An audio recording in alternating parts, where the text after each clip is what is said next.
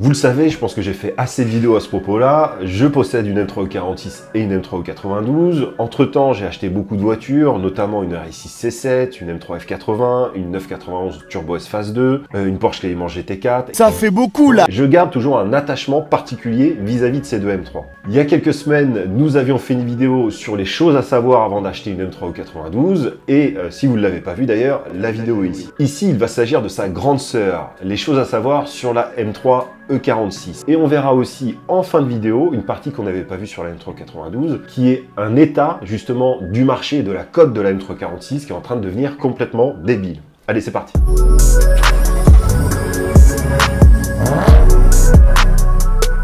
Commençons déjà par la base, la configuration.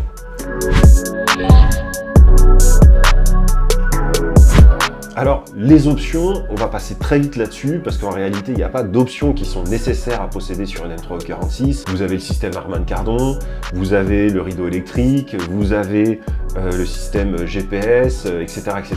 Concrètement, il n'y a pas grand-chose qui est très important à posséder. À la rigueur, le toit ouvrant, parce qu'il y a des gens qui ont une nécessité d'avoir un toit ouvrant, mais sinon pour tout le reste, on s'en fiche. Pareil pour la phase, que ça soit une phase 1 ou une phase 2, ça n'aura pas de grande importance, les différences étant relativement mineures entre les deux, et surtout que les éléments particuliers de la phase 2 s'adaptent très bien sur la phase 1, notamment les feux arrière en LED, la barre stabilisatrice, le GPS 16/9e, etc. Ce qui va être intéressant sur la phase 2, c'est simplement que c'est souvent des véhicules qui sont plus récents, parce que la M3 est sortie E46 de 2000 à 2006, donc une phase 2 peut être 6 années plus récente qu'une phase 1. Donc ça, à la rigueur, ça va avoir une influence sur le prix. Par contre, ce qui peut être important, c'est la boîte de vitesse. Ici, vous avez le choix entre une boîte mécanique et une boîte automatique, comme sur la M3E92. J'avais clairement pris parti pour la boîte DKG. Ici, ça va être un peu différent, parce que la boîte automatique, c'est une boîte SMG2. La boîte DKG, c'est un système double embrayage, et la boîte SMG2, c'est une boîte de vitesse automatique robotisée. En fait, c'est même une boîte mécanique robotisée. On en avait déjà parlé sur la vidéo à propos de ma M6 V10, et je vous avais dit ce que j'en pensais. J'aime pas, c'est pas bien. Pour que vous compreniez, en gros, une SMG2, une boîte robotisée, ça va être un système, lorsque vous appuyez sur la palette, qui va passer le rapport, comme ça serait le cas sur une boîte mécanique, pour vous. C'est donc nécessairement pas aussi rapide qu'une boîte DKG ou une boîte double embrayage, et ça va vous donner vraiment un feeling de passage de vitesse et de rétrogradage qui est vraiment très particulier. Les SMG sont en général entre 2 et 6 000 € moins chers à modèle équivalent. La couleur, alors là, ici, évidemment, ça va être une question de goût. On va simplement aborder les couleurs les plus répandues et les couleurs globalement les plus recherchées. Les couleurs les plus répandues, la couleur la plus répandue, c'est la mienne, celle que j'ai, c'est le Carbon Schwarz, dans un volume très important vis-à-vis des autres, c'est vraiment celle qui a été le plus vendue. Après, vous avez le Titan Silver, qui est un gris clair et pareil, qui est très répandu. Et la troisième couleur la plus répandue, et aussi une peinture qui est très recherchée, c'est le jaune phénix. Bizarrement, on la voit pas beaucoup à vendre d'occasion, mais ça a été la troisième couleur la plus répandue sur la M3E46. Sur les teintes les plus populaires, donc vous avez ce jaune phénix, mais vous avez aussi le bleu Laguna Seca, ça s'appelle. Alors ça avait été très déconsidéré à l'époque parce que c'était considéré comme une teinte tuning, mais aujourd'hui c'est vrai que ça fait une grosse différence sur le prix d'achat parce qu'elles sont très recherchées. Et vous avez ma couleur préférée, qui est évidemment le rouge Imola, qui est une couleur qui est très recherchée et qui est aussi très très rare. Maintenant, par rapport aux configurations intérieures, vous avez le classique intérieur Alcantara, qui n'est pas un avantage vis-à-vis des intérieurs cuir, mais qui n'est pas non plus un désavantage. Au niveau des intérieurs cuir, vous allez avoir le standard intérieur noir et le standard intérieur gris, qui va avoir pour particularité d'avoir aussi toutes les moquettes et même le tableau de bord qui vont être gris. Si je dis pas de bêtises, ça avait été produit seulement sur les véhicules en Allemagne. Je ne crois pas que c'était une configuration qui était disponible en France. Et puis après, vous allez avoir des couleurs qui sont assez sympas. Alors sympa, ça va dépendre des goûts évidemment, mais vous avez le kiwi. Donc ça, c'est la couleur que j'ai à l'intérieur de la mienne, qui est un espèce de mélange de jaune et de vert. C'est assez particulier. Vous avez le Zint, vous avez l'Imola, vous allez avoir le champagne, l'intérieur champagne qui est très rare. Vous allez avoir l'intérieur Laguna Seca Blue qui divise, mais que je trouve sympa, etc., etc. C'est souvent le contraste entre la couleur intérieure et la couleur extérieure qui va ajouter une plus-value. Si vous prenez une couleur, par exemple extérieure grise, qui est très standard, mais avec un intérieur rouge, vous allez avoir une configuration qui va sortir de l'ordinaire. Donc au-delà de la configuration, maintenant, quels sont les différents modèles d'M3E46 ?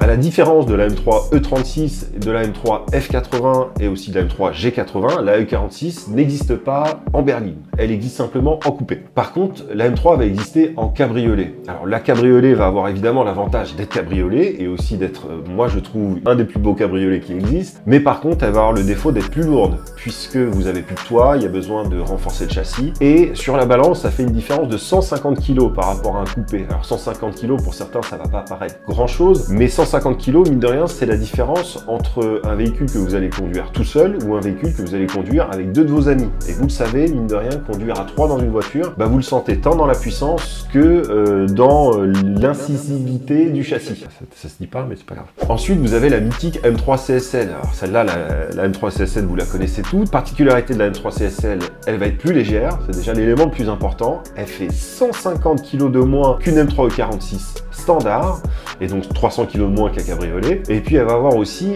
plus de puissance, puisqu'elle fait 360 chevaux. Mais ça se limite pas qu'à ça, les modifications de la CSL. La première chose, c'est que vous allez avoir un intérieur spécifique sur la M3 CSL, avec des sièges, des intérieurs de porte, une console centrale, donc avec un mélange de carbone, d'Alcantara, et le tout très allégé. Vous allez avoir la mythique boîte à air carbone.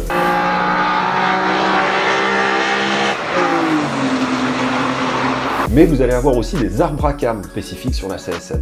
Après, d'un point de vue esthétique, vous allez avoir un kit carrosserie spécifique, vous allez avoir un toit carbone, vous allez avoir des jantes spécifiques, vous allez avoir un freinage spécifique, vous allez avoir des vitres allégées aussi en plexiglas à l'arrière, moins de moquettes isolantes, donc tout ça va participer à une ambiance beaucoup plus racing. Et puis vous allez avoir un mode M-Track, qui est l'équivalent du mode MDM qui existe sur les modèles de M3 qui sont sortis par la suite, qui sont en gros un ESP retardé. Donc même si ça fait sur le papier seulement 17 chevaux d'écart, il faut reconnaître qu'une M3 E46 CSL est vraiment particulière.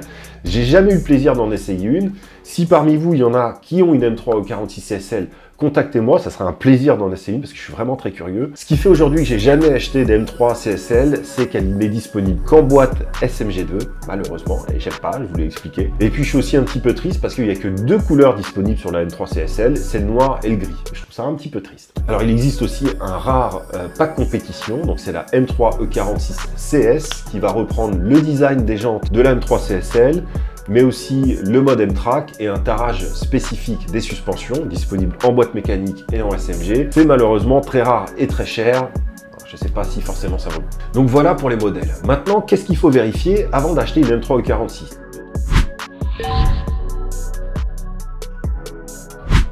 Une M3 E46, il faut le savoir, il y a deux choses. C'est une BMW et c'est un véhicule qui a plus de 20 ans. Donc ça fait déjà deux bonnes raisons d'être inquiet avant d'en acheter une. J'en avais déjà parlé sur ma vidéo comparative des 3 M3 et il y a des éléments qui sont nécessairement à vérifier. Et attention, c'est pas du tout des détails. Je vais prendre le cas de la mienne, ma M3 E46 a aujourd'hui 202 000 km. Je l'ai acheté, elle avait 193 000 km. Et sur les 15 000 km qui précédaient la date d'achat de ma voiture, il y a eu plus de 10 000 € de frais engagés dessus. Donc je vous laisse imaginer, si vous aviez été la personne qui l'avait acheté avant moi et qui avait dû rincer les 10 000 €, pas très chaud. C'est beaucoup trop cher. Alors première chose, vous le savez déjà, c'est les coussinets de bielle. Et je vous mets en garde sur les vendeurs qui vont vous dire « Mais non, moi les coussinets de bielle c'est une phase 2, pas besoin de les changer. » Mais non, ils ont été vérifiés chez BMW. Mais non, j'ai fait une analyse huile. Tout ça c'est bidon. Le seul moyen de savoir si vos coussinets sont usés, c'est d'ouvrir. Et à partir du moment où vous avez ouvert, vous avez accès aux coussinets, il vaut mieux directement les remplacer. Il y en aura en général pour aux alentours de 1 300 € et c'est à prévoir tous les 100 000 km. Et c'est à faire nécessairement. Maintenant, il y a aussi les renforts de châssis. Alors ça paraît un détail, mais je vais vous faire voir un extrait de vidéo de ce que c'est qu'un châssis qui est fissuré. BMW replace. And then on this side as well.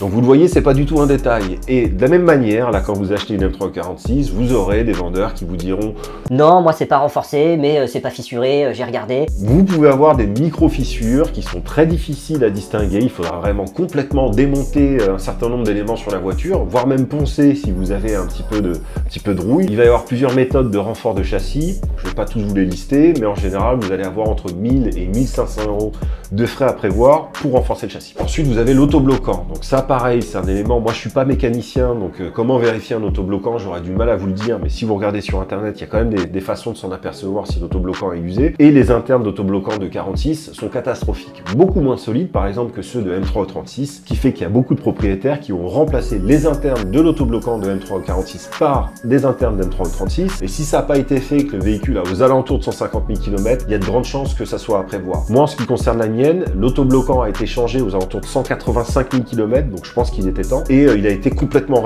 remplacé chez un professionnel. Je crois que j'ai une facture aux alentours de 2000 €. Voilà, c'est pour vous dire. Alors ensuite, vous avez le joint de culasse qui est particulièrement fragile sur la M3E46. Là aussi, avant d'acheter, vous allez avoir tout un tas de vendeurs qui vont vous dire Mais non, moi le joint de culasse il a pas été remplacé, mais elle a pas du tout de soucis, elle fume pas, elle a toute sa pêche, elle fait pas de bruit bizarre. ça va être très difficile de vous apercevoir si le joint de culasse est fissuré parce que vous n'allez pas forcément avoir des bruits spécifiques ni de fumée spécifique. Le seul moyen de vérifier si le joint de culasse est en bon état, c'est de faire ce qu'on appelle une prise de compression dans les cylindres. Ça coûte 60 € et ça vous permet de vérifier si vous n'avez pas une déperdition de compression dans un cylindre ou sur l'intégralité des cylindres. En général, il faut avoir une pression de 12 bars. De la même manière, un véhicule qui roule trop longtemps avec un joint de culasse fissuré, il faut être prudent parce que derrière, vous pouvez avoir des soucis beaucoup plus graves que simplement remplacer le joint de culasse. En général, il faudra compter entre 1000 et 2000 €. Vous avez aussi des vanos qui sont à contrôler et à vidanger. Et puis, vous avez les éléments classiques de rouille, de cylindre bloc, de disques, de plaquettes, évidemment, d'embrayage, de volant moteur, etc., qui sont à contrôler. Si vous avez une annonce avec quelqu'un qui ne précise rien des entretiens, ou en tout cas qui va vous parler simplement des entretiens standards, en vous disant c'est bon, j'ai le carnet d'entretien, j'ai fait ma vidange tous les 2 ans, et basta, faut se méfier. Moi, je vais privilégier l'achat d'une M3E46 auprès vraiment d'un connaisseur qui aurait fait une fiabilisation de son véhicule, parce que si tout vous tombe dessus, ça va vous coûter une fortune. Je peux vous dire le prix que j'avais acheté ma M3E46 à l'époque. Je l'ai acheté début 2019. Elle avait 193 000 km et donc elle avait été fiabilisée intégralement et je l'avais payé 20 000 €. Alors ça paraît aujourd'hui pas grand chose, 20 000 € et justement on va en parler parce que la cote des M3E46 est devenue complètement débile.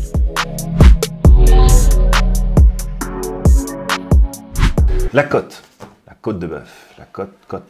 Déjà on dit côte. Alors je vous fais apparaître sur l'écran la cote des M3E46, donc la courbe que vous voyez en fait fait apparaître la moyenne des prix de vente sur les années passées. Donc on observe 3 moments d'augmentation, dont une qui est en train de se dérouler, et on aurait tendance à se dire « Ah, les M3E46 sont en train d'exploser ». Mais seulement si je superpose à cette courbe la courbe de la M3E36, c'est exactement la même. Mais pas simplement, si vous mettez la courbe de la M5E39, c'est elle aussi exactement la même. Donc on va se dire c'est lié à la marque. Eh ben non, on pourrait superposer également la courbe de la Clio RS MK2, mais aussi de l'Honda S2000. Donc c'est pas lié à la marque, c'est pas lié non plus au fait que ça soit des 6 et 8 cylindres, mais on peut se dire que c'est lié au fait, ouais mais c'est des moteurs atmosphériques. Ok, je vous mets la courbe de la RS4 B5, la courbe est la même. Donc on va se dire, ouais, c'est tous les collectors. Bah non, c'est pas tous les collectors, parce que Ferrari et Porsche, par exemple, ont pas du tout la même courbe. Je vous mets la courbe de la 993 et la courbe d'une Ferrari F430. Rien à voir. Du coup, je pense que la seule explication vient du côté des acheteurs et c'est, à mon sens, générationnel. Je m'explique. Il y a 2 profils. Ceux qui ont possédé des 4 cylindres qui font prout et qui s'en sont lassés. D'ailleurs, je voudrais vous faire voir dans cette vidéo un passage d'une vidéo d'une A45 qui fait des proutes. Et maintenant, je vous remets les mêmes coups de gaz, mais on va retirer les proutes. Et vous voyez, le son, c'est de la merde. C'était purement gratuit.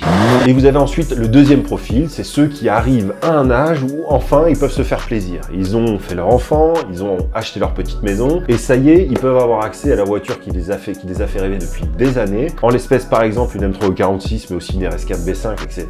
Et c'est pas des gens qui sont forcément à 5 000 € depuis 15 ans qui rêvent de cette voiture. Et on est arrivé aujourd'hui dans une génération de gens, donc qui ont la trentaine passée, qui sont prêts à mettre un petit peu d'oseille dans des RS4 B5, M3E46, etc. Et puis après, évidemment, vous avez tous les suiveurs. C'est-à-dire que la M3E46, la M5E39, etc., c'est devenu cool. Alors, je suis un suiveur, j'achète une voiture cool. Mais mine de rien, ça joue dans la balance. Donc là, on a pris 5 000 € de cote en l'espace de quelques mois. Est-ce que c'est le bon moment pour en acheter une et est-ce que ça va se casser la gueule ?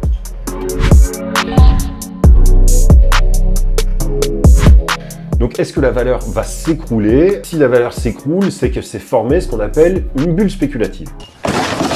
Ça peut concerner des actions, une voiture, une montre, peu importe le produit, c'est un phénomène psychologique. Donc c'est en fait une hausse dans la hausse qui est un phénomène mécanique comme une sorte d'effet boule de neige lié à une surexposition médiatique et un effet d'achat et de vente par panique. Des opportunistes vont alors se mettre à vendre à prix fort, trouvons au nom des acheteurs à ces montants-là et vont participer à l'augmentation globale du marché. Les acheteurs vont alors se précipiter et acheter par panique et tout ça va participer à une explosion du prix. Le problème des bulles spéculatives, c'est qu'au bout d'un moment, il va y avoir un palier qui va être atteint et il va y avoir une panique qui va faire s'écrouler le prix et faire revenir à une hausse un peu plus standard. Alors quand bien même il y a plusieurs facteurs ici qui pourraient laisser penser que c'est le cas, est-ce que c'est effectivement une bulle qui va exploser, les M346? À mon avis, non, et pour plusieurs raisons. Si c'était purement médiatique, il y a certains marchés qui devraient être épargnés. Que ça soit les marchés, par exemple, japonais, américains ou dans des pays un peu plus reculés, ce qui n'est pas le cas du tout aujourd'hui. Et puis, de la même manière, les médias ne s'intéresseraient pas à toutes les voitures que j'ai citées tout à l'heure, mais certainement à plus un modèle par rapport à un autre. Or, ce qu'on constate, c'est que tous les véhicules d'une certaine génération sont concernés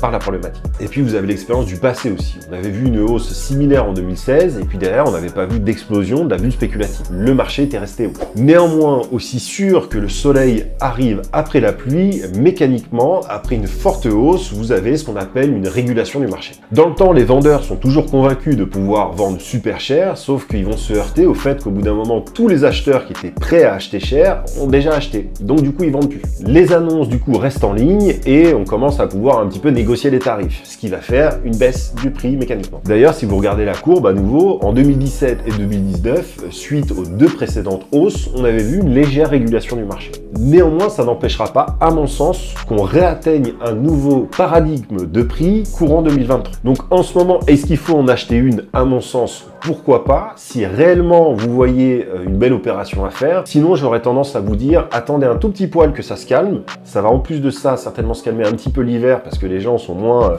chauds pour acheter une propulsion de 20 ans au cours de l'hiver et vous y verrez un petit peu plus clair, je pense, par rapport justement à l'évolution du prix. Je vais vous mettre à disposition deux vidéos. Une vidéo à propos de la M3 CSL que j'avais regardée il y a quelques temps, qui est une vidéo de Gloved Driver que je vais faire apparaître ici, et ainsi qu'une vidéo sur un essai que j'ai réalisé sur un Lamborghini Urus qui a été vu par absolument personne. Et si vous avez été jusqu'à la fin de cette vidéo, laissez-moi en commentaire barbe de pirate. Je vous remercie pour votre attention et je vous dis à bientôt. Ciao.